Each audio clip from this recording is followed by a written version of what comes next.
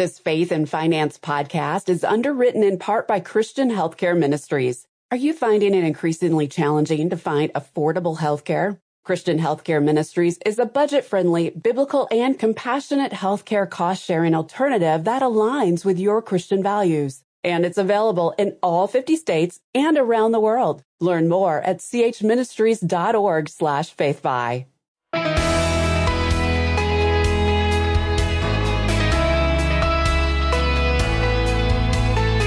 You track your steps, maybe even your calories, but do you track what it really costs to live each month?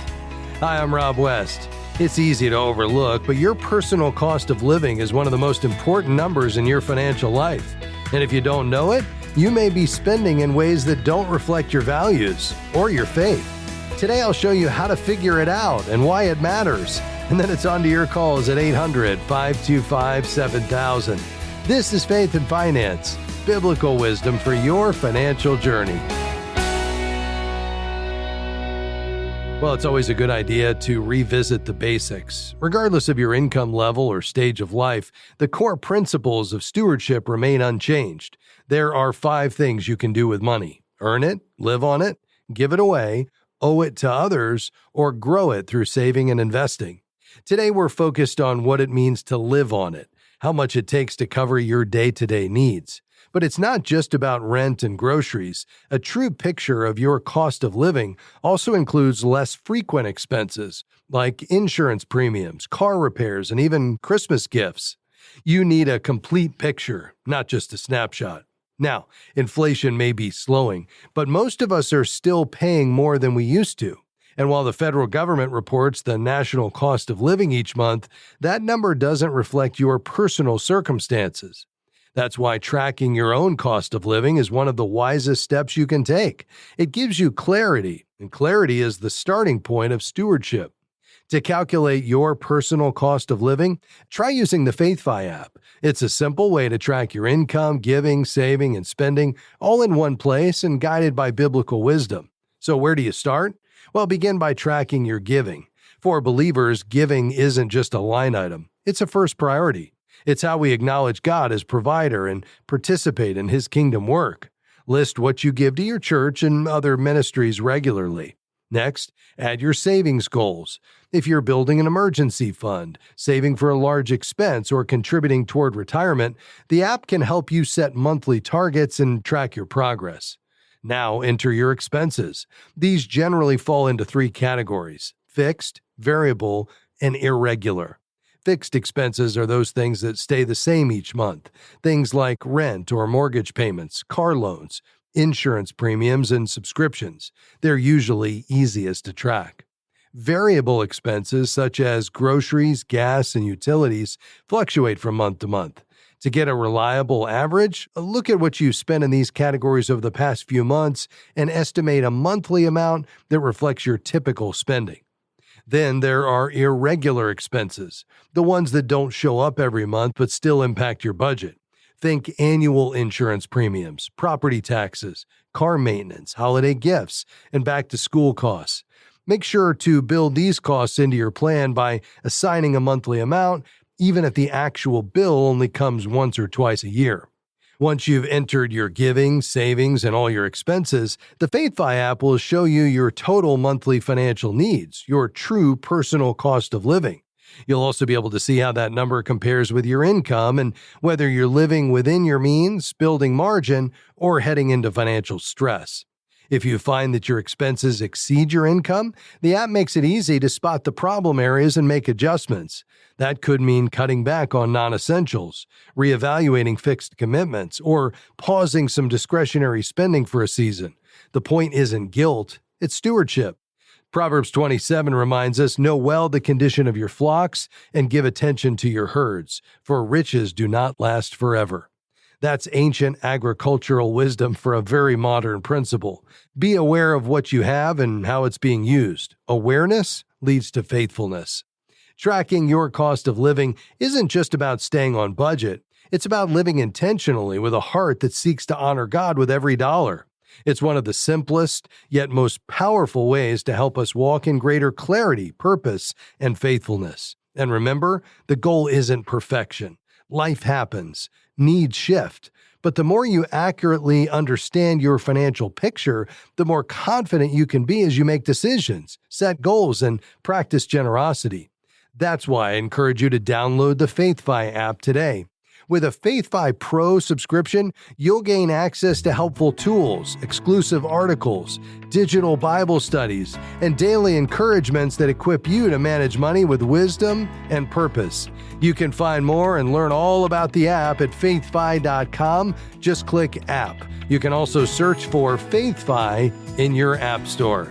So, do you know your personal cost of living? If not, there's no better time to find out. Back with your calls after this. The number, 800-525-7000. We'll be right back.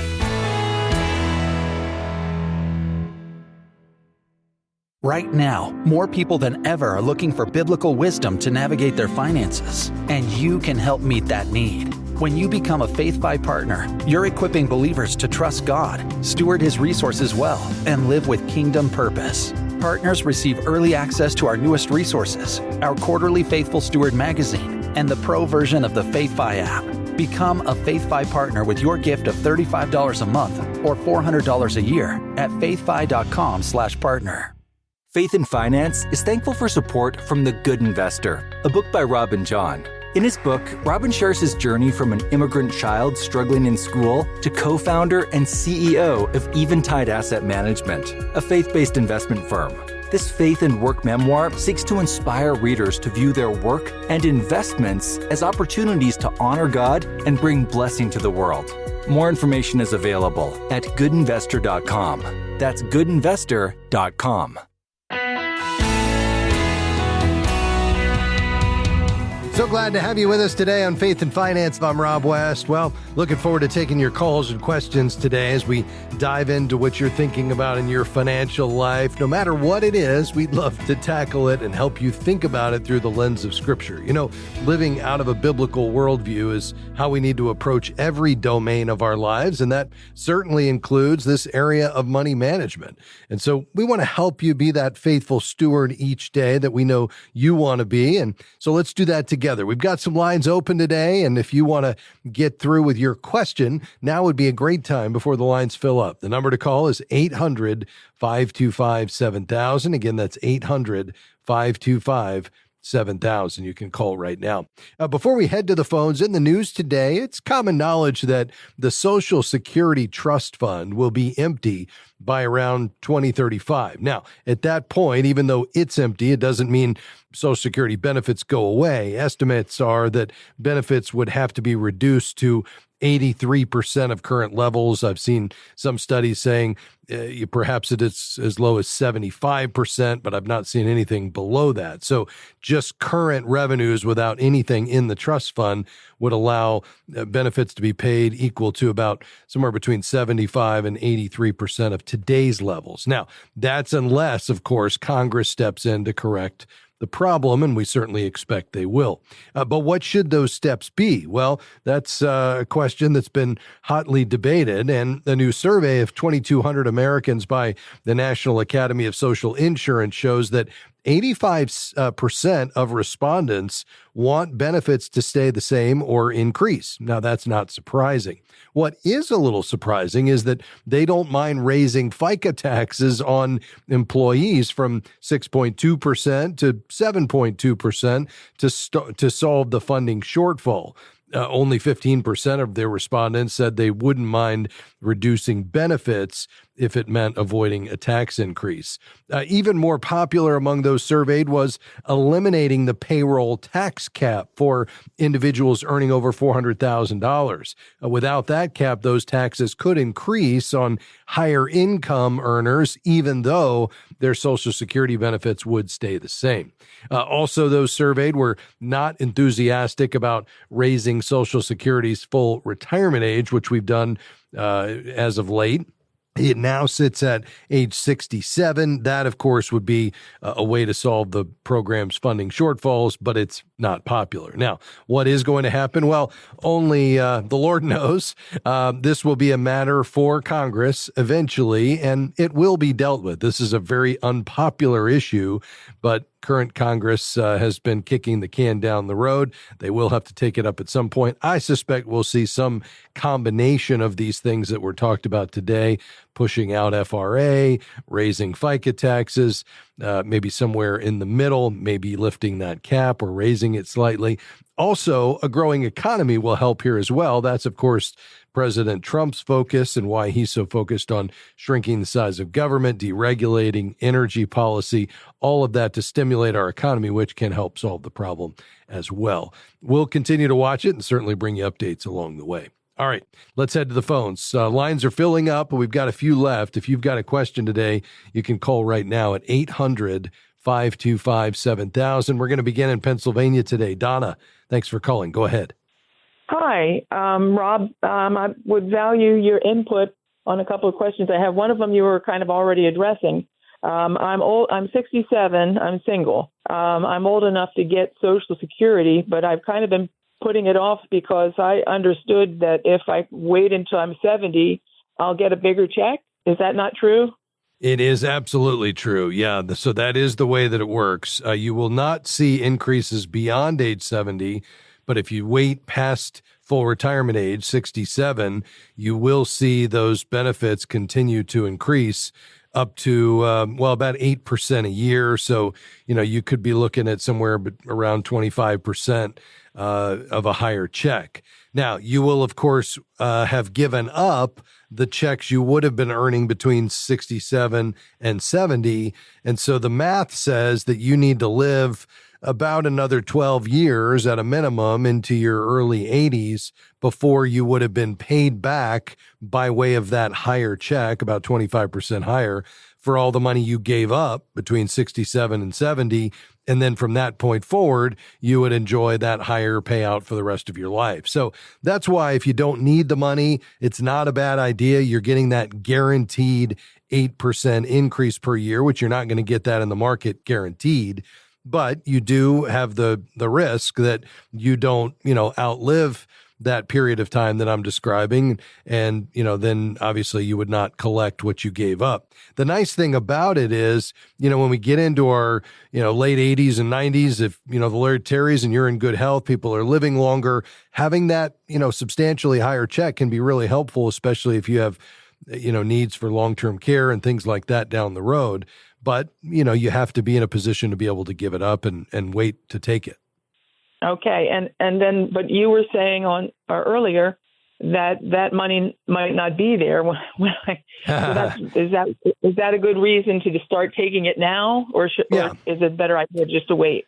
It's certainly a factor, and no one knows the answer to that. If Congress were to not act and the trust fund were to run dry, and again, the projection is 2035, so we're still 10 years away from that, then you're right. They would not be able to pay benefits, and so we would see benefits cut at that point. Is Congress going to allow that to happen? I just can't imagine they would. It would be incredibly unpopular politically from their constituents. And so I think, although we need to deal with it sooner than later and we keep kicking the can down the road, I believe Congress is going to take this matter up and address it either in the form of higher taxes or continuing to push out the full retirement age. And, we'll just have to see how that's going to work. But I think all things being equal, I kind of like you getting that check up as high as you can.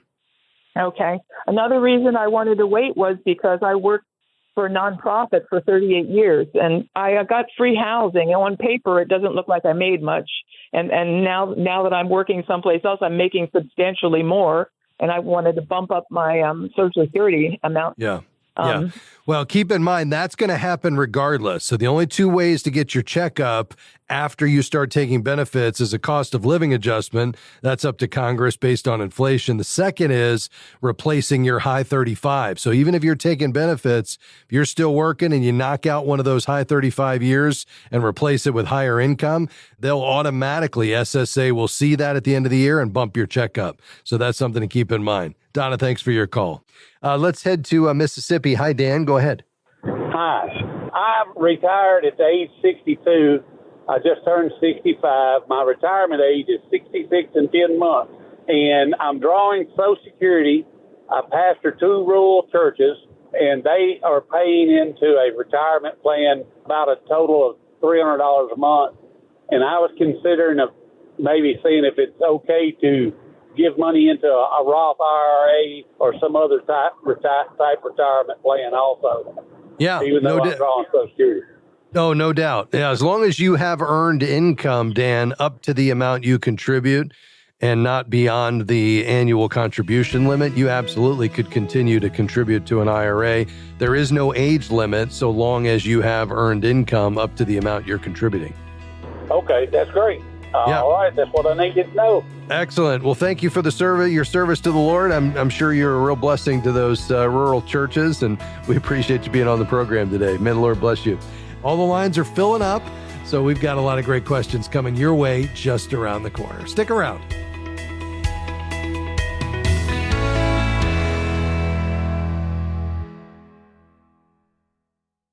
FaithFi is grateful for support from One Ascent. One Ascent believes that your values inspire why you invest and how they can inspire how you invest. One Ascent's goal is to provide solutions designed for every need and invest in businesses that bless the people and places God has made. They want to help investors do well by doing good, to explore a new way of investing that aligns with your values. More information is available at oneascent.com and by clicking Analyze My Investments. Healthcare is complicated. It doesn't have to be.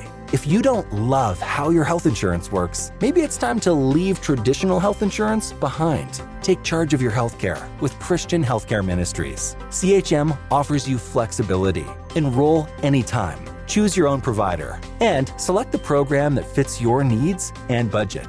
CHM is the original faith-based way of taking care of your medical bill costs. Learn more at chministries.org/faithfi.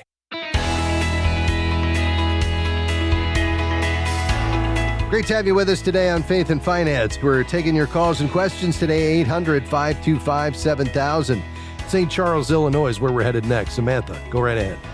Yes, hi. I was curious. My husband and I don't have much debt except for basically our mortgage.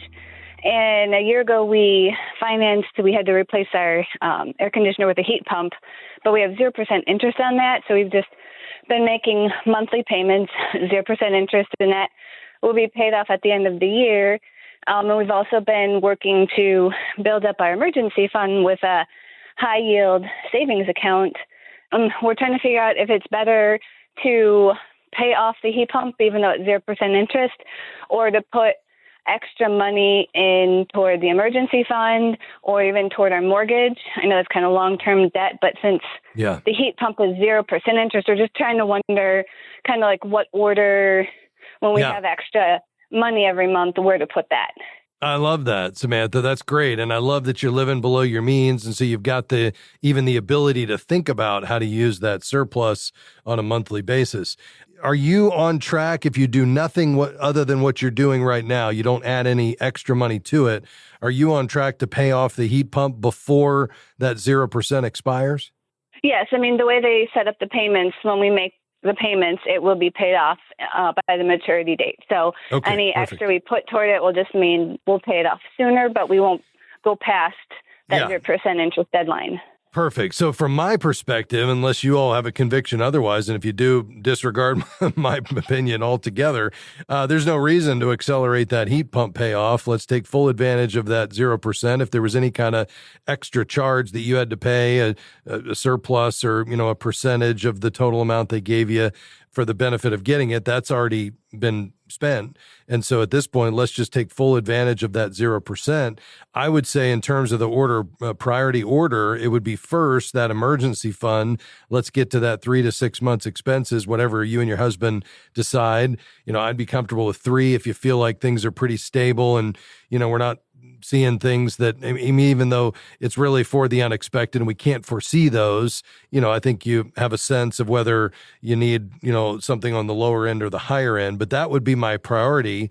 And then I think beyond that, it's, probably even before paying off the mortgage, just making sure you guys are putting, enough away for the future and taking full advantage of the power of compounding through maybe some automatic, salary deferral or automatic contributions to a retirement plan, that would probably be my next priority, certainly up to any matching that you have, but then ultimately with a goal to get to 10 to 15%. Okay, yeah, my husband has a 401k through his work, and he does that contributes the full amount that they matched. I believe is 6%. So that's already set. So yeah, he does that. Okay, good. And then if you had more than that, then boy, that's a great place to be. You could look at, hey, do we want to do any additional giving? Do we want to go ahead and send an extra payment or two or more to the mortgage payment? That's even better.